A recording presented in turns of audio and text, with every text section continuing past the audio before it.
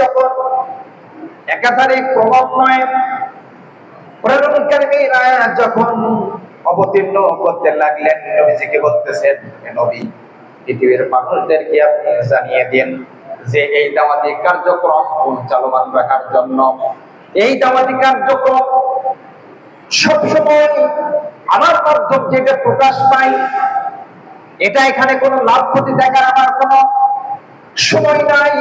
লাভ ক্ষতি দেখতে আমি চাই না, কারণ আল্লাহ পাক রব্বুল আলামিন তিনি নিষেধ করেছেন। বিশ্বনবী সাল্লাল্লাহু আলাইহি সাল্লাম বলতেছেন, কুল্লা, আল্লাহ পাক রব্বুল আলামিন বিশ্বনবী সাল্লাল্লাহু আলাইহি সাল্লামকে বলতেছেন, নবী আপনি জানিয়ে দিন, কুল্লা আমলিকু লিনাফসি দাররা ওয়া লা নাফআন ইল্লা মা শাআ আল্লাহ।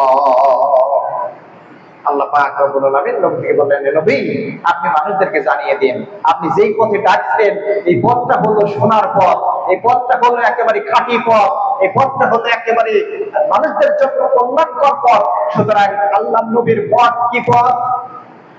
খাঁটি পথ, কল্যাণ পথ, একেবারে সরল পথ, একেবারে সোজা পথ, একেবারে মুক্তির পথ।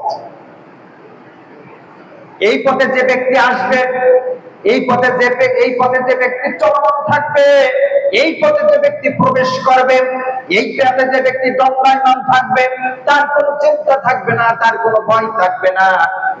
কারণ আল্লাহর নবী সাল্লাল্লাহু আলাইহি সাল্লামের পথ হলো মুক্তির পথ। যে ব্যক্তি এই পথটা অনুসরণ করবে, আল্লাহ পাক রব্বুল আলামিন তাকে জান্নাত নিশ্চিত করে দিবেন। জয় বলুন সুবহানাল্লাহ।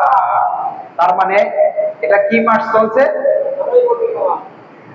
এই মাসটা চলছে সিরাতের মাস। কি মাস? সিরাতের